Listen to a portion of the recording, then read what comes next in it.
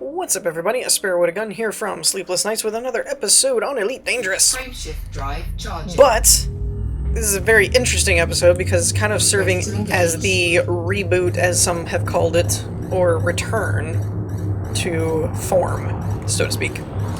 So first things first, we're still out here at Sagittarius A, which is not going to do for getting back to civilization, because that sounds awful.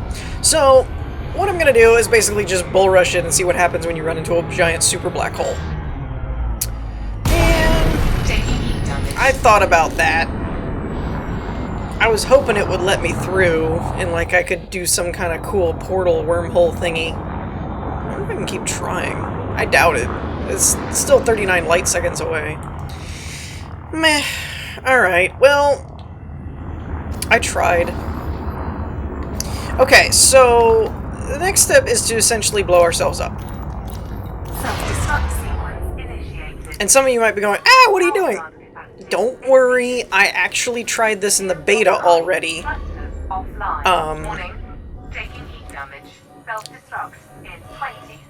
actually tried this in the beta already, and it does let you pick a Sidewinder back at like your starting point. If you pick the Asp Explorer, you'll go back to Colonia, where I would, because that's where I left off. Sorry, ship. She was a good ship.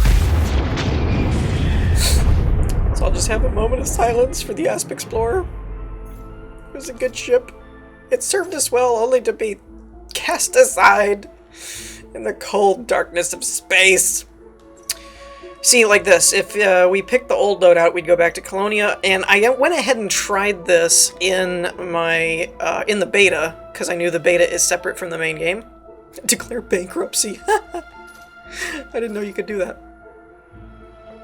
Because, yeah, I honestly just did not want to go that far. Again. Ever. No. Hey guys, look at this! What is this? It's a space station! It's actually a spaceport, actually, but still, civilization! People! Amazing! Say it isn't so. Ooh, there's a conflict zone. So yeah, this actually, I guess, is my default spawn point. I don't remember the name of this port, the Teshov port or whatever. I don't remember that. So that's interesting. And I don't remember being in Ayabiko? That doesn't sound familiar at all. So, yeah, I don't know what that's about. Fun fact, though, I am very, very, very, very, very, very used to having an Asp Explorer that can do 30 light-year jumps. Because Shinrarta is actually only like 140. But I honestly don't know how long that's going to take. Because when you go over here to like, let's pick this one, it's 26. And you plot a route, plot failed. Why? Because it can only go this far. It can only go, well, that's a jump though, I don't get that. Because it has like a 16 light year jump. We might not... Oh, I think it's fuel, actually. I don't think it's jump range, I think it's fuel. I don't know. We're gonna find out. I hesitate to upgrade this ship at all. But it also appears that this station doesn't actually have a an outfitter. I wonder. I didn't keep all that data, did I? Ah, that would be amazing. That would have been amazing. It makes sense. Before everybody gets all over my back, it makes sense to not have it because all the data was stored in the databanks of that ship, and that ship just got kaplooied. Poor ship. Poor Explorer. It didn't do anything wrong. It didn't do anything to us. Alright, so I don't know. Oh wow. Departures. Stuff and things. Landing gear retracted. I haven't done this kind of flying in forever. I haven't heard these sounds in forever. The Sidewinder is so unfamiliar. Alright, we are mass locked. Alright. Let's put everything into engines, because we don't really need anything else at the moment. Alright, there we go. Frameshift drive charging. It doesn't have a fuel scoop. This thing does... Ugh. Ugh. This thing's so gross. Sidewinders aren't a bad ship, but they need to be upgraded and stuff. Like, default, I'm just used to having a bigger, badder ship. So... Now, I could go to Bernard's Star and pick up my other Sidewinder, but I don't think it was that heavily upgraded to make it worth it, but I don't know. Might not be a bad idea. But yeah, I don't know how this episode is going to go, to be honest. I don't know what's going to get cut, what's not going to get cut, what I'm going to show, what I'm not going to show, etc. and so on. Alright, let's stop there. Let's see. Where does it tell me? There it is. Yeah, my jump range is 6. 6! 6! That's it! 6! Terrible. And I love how we are kind of back in, like, charted space where everything has, like, a space station now. That's kind of funny. Frameshift drive charging. I mean, I do have to pay attention as far as, like, I don't have a fuel scoop, so if I ran out of fuel, bad. But I don't think it'll be too big of a problem. 4, 3, 2, 1, engage. Alright, so I think what I'm going to do is, unless something interesting happens, I think I'm just going to make my way over to Shinrarder and pick up the Ferdy and go from there, I think.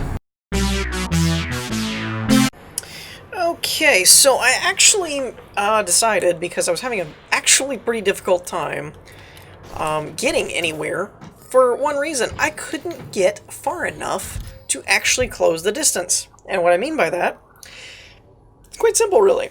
I reached the point that you saw in my previous thing, but my jump drive was so small and so short that I could not get it to actually find a path to any of this stuff. So yeah, I ended up here at an actual space station that has more of a route type of thing. Oh, and now that I'm doing this, I should probably switch this back to filter mode. Let's see what that does. Did it already do that? Okay. Because I had it turned off because I wasn't scooping off of anything, but now I'm going to. So what I did, I actually checked the shipyard to see how much it would cost to transfer the ship. And not only would it take like 30 minutes, but it was going to cost me almost $1 million. $700,000 just to transfer the ship. That's stupid. Well, considering how close we are. So instead, I mean, I could only work with this thing's tiny, so I could only work with what I got. But I went ahead and put a basic fuel scoop on it and a improved, as much as I could, frame shift drive to 2B instead of 2E. So it put us up to like 13 or 14, give or take.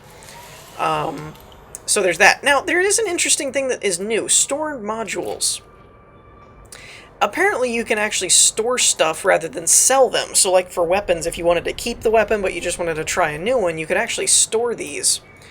Now, I don't think selling this will do anything. But it's really crappy anyway, so I tried it because I couldn't understand what it was doing at first when it, because I did this. Let me see if I can find another. Let's try the power plant. So this is loaned, and if I went to upgrade it, it says -53 to sell and exchange, which makes me think, okay, it's not giving me anything, so it's going to cost me 53,000. But then stored is also positive 53, so it was kind of like, okay. Just for kicks and giggles, I've thought about actually doing this just to see what happens. Actually, you know what? Let's upgrade the thrusters if we can do that. That might give us more of a bang for our buck. Really? That actually does not improve our jump drive range at all. That's interesting. I really would have thought it would have. Alright, well, let's try power plant then. I guess we could go cheap. Actually, that improves it the most, up to 1430, so let's go really cheap and see what happens. So we should, in theory, both of these are going to cost us, I think. So it should go below 793. Yeah, it did. So I don't know why the one says a negative and one says a positive. That doesn't make any sense to me. But anyways, whatever. I mean, we're dealing with peanuts at this point because we got 14 million to work with. But anyways, I wanted to show that in case anyone asked about, you know, why didn't you, you know, insert thing here? Why didn't you, like, you know, just call your ship over or whatever? It was just way, way too cost effective or costly. I did not like that at all. So yeah, we're making our way, but this little guy, he's having a hard go of it. Yeah, he's having a pretty tough go. So it looks like, I want to see, we can make 1, 2, 3, 4 jumps. We can make it 37 light years, which cracks me up because that's roughly like 1 jump in my Explorer, and it takes like 5. 1, 2, 3, 4 to get there. So that's 4, and that's 37, and we'll have to refuel at that point. But yeah, I was getting to like this, and this is a good example of what it was doing, where you see this point is the maximum it can go, and you got these little lines, and then there's just these dots. And it actually can't reach that far from this point, is the idea. I think. Now, I don't know. Actually, you know what? Let's see if it can just route out to Shinrarta now. Because that would be really convenient. It can. Awesome. Perfect. Alright. That's great.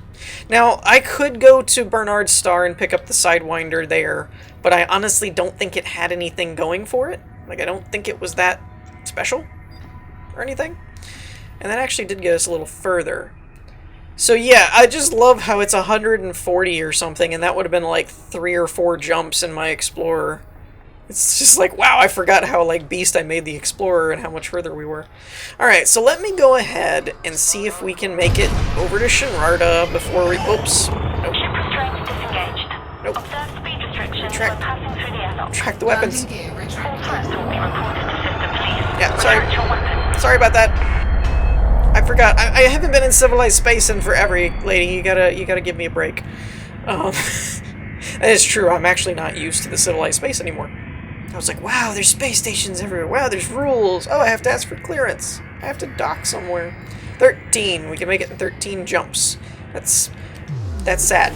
Alright, so I'm gonna meet you guys at Shinrarta, and we'll go from there. Oh, there she is. There she is. Look at her. She's so gorgeous. Back in our Fertilance. I'm really happy about this. I haven't seen this ship in so long. The only thing is, it's gonna take me a minute. I gotta get used to kind of going back to the main part of the game and not just, like, flying around and doing random crap. Now this is interesting. I haven't done the livery stuff, but apparently you can customize the buggies now? The scarabs? Is that right? I thought that you could only do your ship. Okay, so I don't know why, but something seems to be going on with the livery setting stuff, because every time I go in there and click on the scarabs, the game crashes. Now, I haven't tried to click on the actual Fertilance, but I'm not really worried about it. But honestly, I don't remember what I had set up here. We've got a Class 4 beam laser, 4 multi-cannons of the smaller scale, and then 1 large laser, I guess, was my setup, trying to tear down all the, all their shields with the laser and then go after them with the chain guns is probably what I was going for. Let's see. I don't know if they've added any new features or anything to the weapons. Like I said, I've been off kind of in distant space, so who knows what they've added. That is very expensive to do a turreted laser. There's burst lasers, which might not be a bad idea. I wonder how that compares. Since we're already at Shinrarta, I figured... Because I think they have everything? I think? Maybe? Although I only see a 4E, not a 4A. So maybe burst lasers don't have an A in that class? I don't know. Damage per second is lower, distributor draw is lower, thermal load's lower, pretty much everything's lower except the actual damage. And maybe the power draw. Fragment cannons they still had, mining lasers, pulse lasers, plasma accelerators, I don't remember that one. Oh yeah, I do, never mind. torpedoes, railguns. Like I said, I haven't really done anything with this in a long time, so I'm trying to get back in the swing of things of what all does what. The beam lasers would add... Oh my, that's a lot of thermal load. So I probably won't mess with the weapons. I think the weapons were pretty much set up how I wanted them.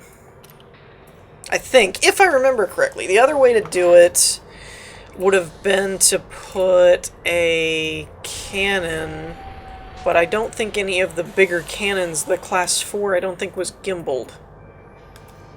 Oh, there is a gimbal cannon, a B cannon. That's intriguing.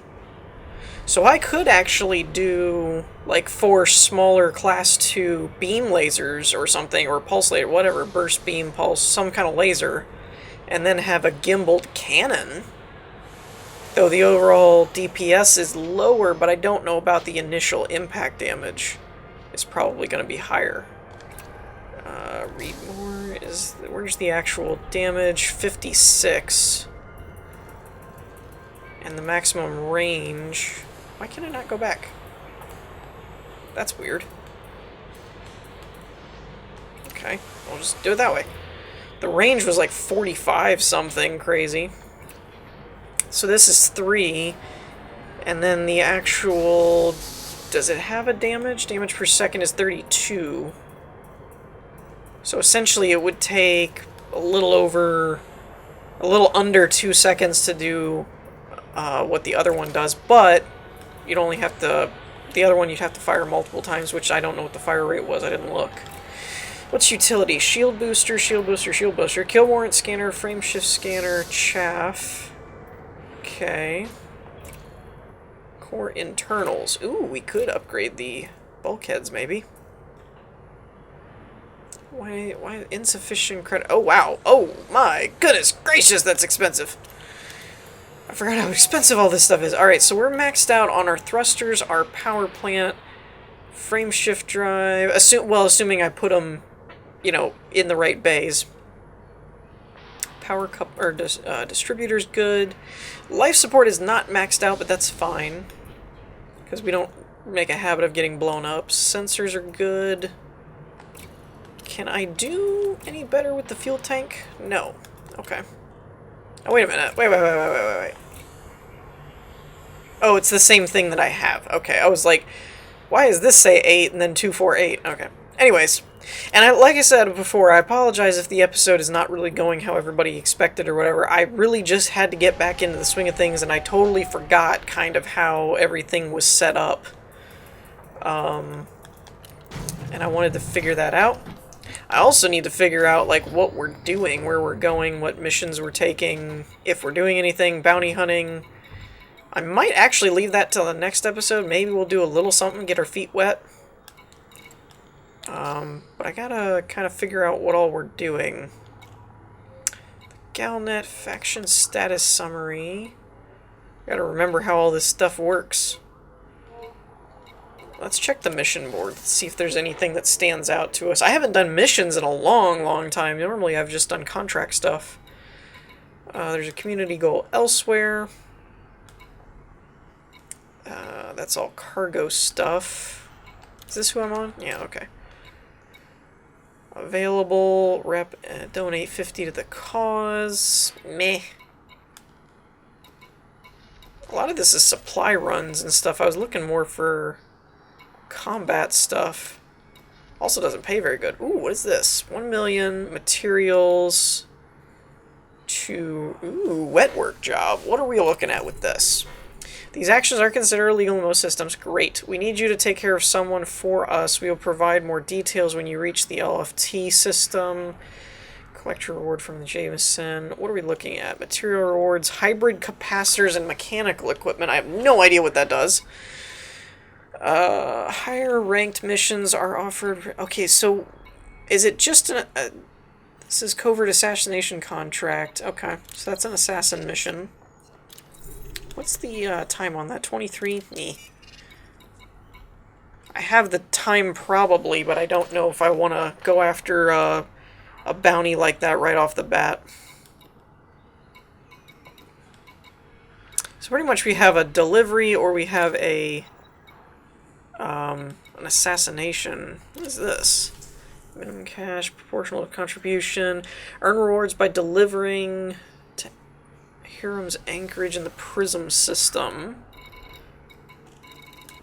I mean, I don't have a cargo hold, I don't think.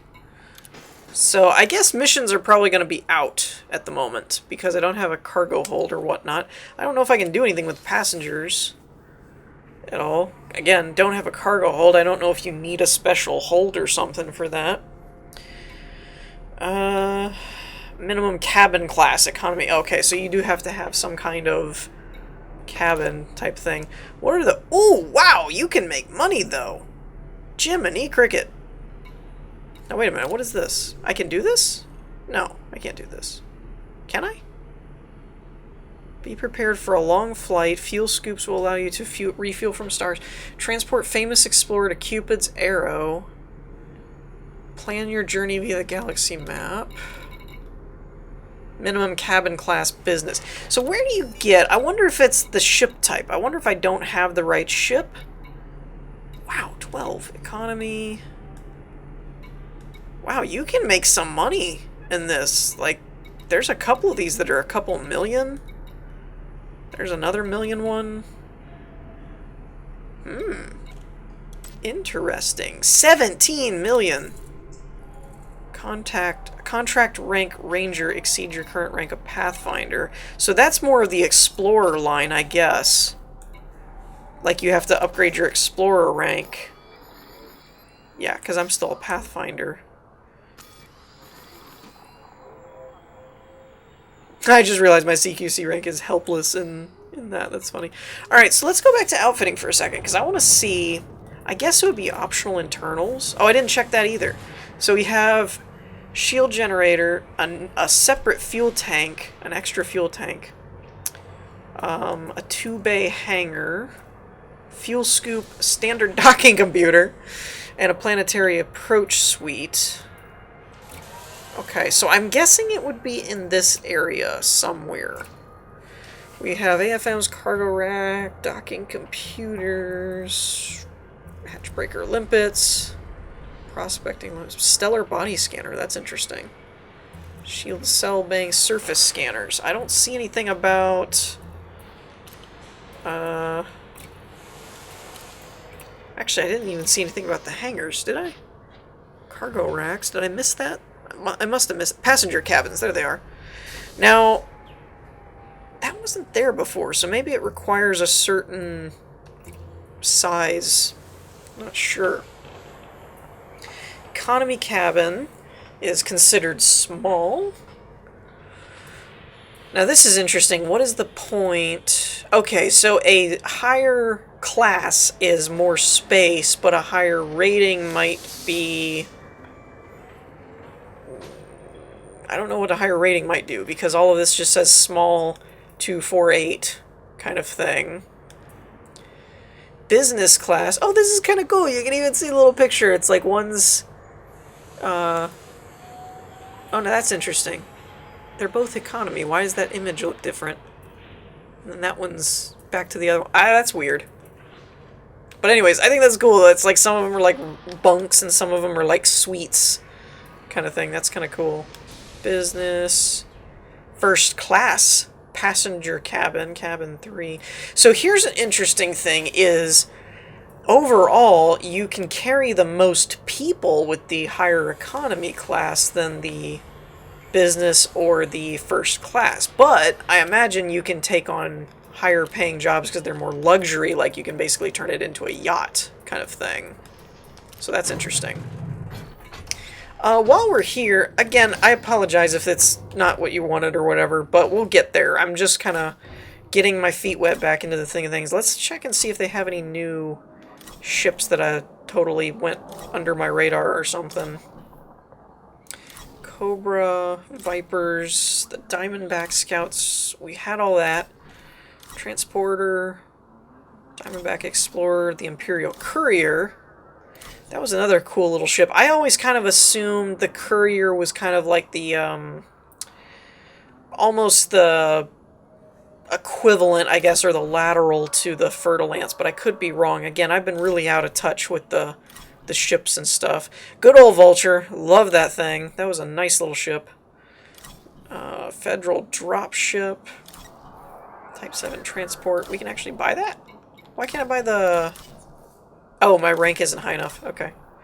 The assault ship. The Clipper. I had the Clipper at one point, I think, in non-beta. I think I did actually have the Clipper for a while, and then I went to the Fer-de-Lance because the Clipper wasn't as powerful as a fighter. Gunship.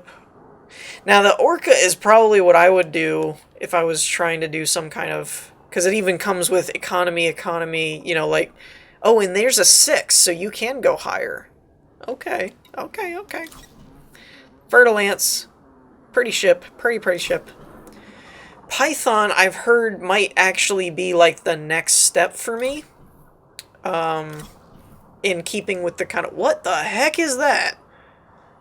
Beluga liner?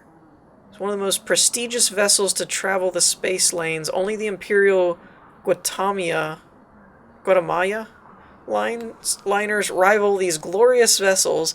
If you want to travel in style, this is the vessel to do it in. A fighter hangar can be equipped to these ships. This ship requires a large-size landing pad. Oh, I forgot they did the hangar stuff, too. Business. Okay, so it's another transport ship. The Anaconda. Good old Condas. The Federal Vets. Now, I've heard that when it comes to the 3 big ones, which, if they're still the 3 big ones, I don't know if there's a 4th now, it was the Anaconda, the Corvette, and the Cutter. And I've heard the Corvette is actually what a lot of people recommend going for combat, because it's the most maneuverable. Again, I'm super out of touch with a lot of these ship builds and stuff, so I don't know what the best way to do this. I did get a Cutter, I think, in one of the betas, because they gave us like billions of credits to work with in the beta, and I was not as impressed with it. I mean, look-wise, it was gorgeous. I love the ship, but I wasn't super impressed. I don't think I can put a hangar in this, though. I think I have to have a bigger ship. I wonder if there's... Is there a way in the shipyard to tell... Like, if you go here... the Corvette, some models can deploy 2 small fighter-sized ships, although civilian models are restricted to 1. So it tells you in the description, but I wonder if there's a spot or anything that mentions it. 2 small fighter, although civilian versions are restricted to a single fighter. The Anaconda can also be upgraded with a docking bay, allowing small fighters up to Sidewinder size to be carried and launched. However, most are only capable of supporting short-range fighters. That's interesting, because all of the other ones say they can support 2 small fighters. The Anaconda actually says it can go up to a Sidewinder. So that's interesting. Now, the other interesting thing about that, again, if anybody else knows the answers to this, do let me know. But the other interesting thing there would be, could you actually, as a player, hold another Sidewinder as like a backup in your Anaconda? Or is it strictly for other player pilots or the AI crew, that kind of thing? That would be an interesting thing to find out. Yeah, this one also has the ability to do that. Can the Python? The slow and sturdy craft it was originally famous for, and some smaller navies still use this class as patrol cruisers, although tiny compared to the Imperial interdictors and Federal battle cruisers. The ship requires a medium-sized landing pad. It does not mention a fighter bay, so I'm guessing you can't actually put a fighter bay in that one. I'm kind of seeing a pattern where it's anything that requires a large size landing pad seems to have that capability. It's capable of carrying passengers and in extreme comfort and elegance. For its size and class, it is also quite capable of defending itself. Really? The Orca? With 2 hard points. With 2 hard point slots, it's capable of defending itself. It never defended itself well when I was doing bounty hunts. That's all I'm saying.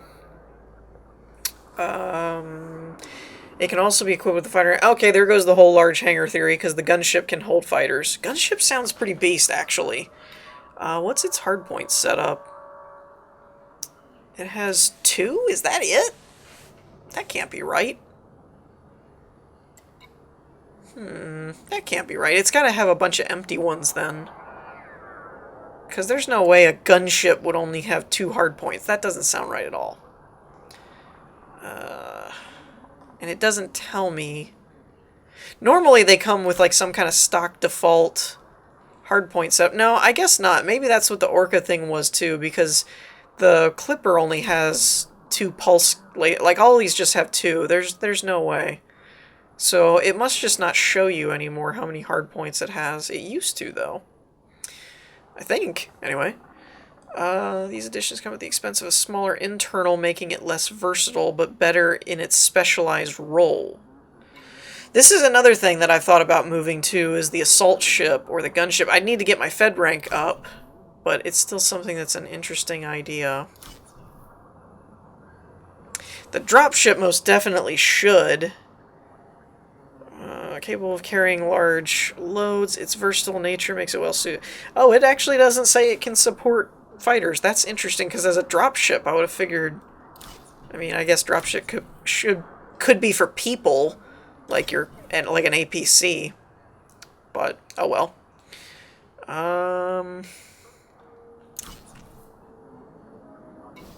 Limited cargo and passenger capability has not stopped it from becoming a preferred personal transport. Really? I use the thing for a little gunship.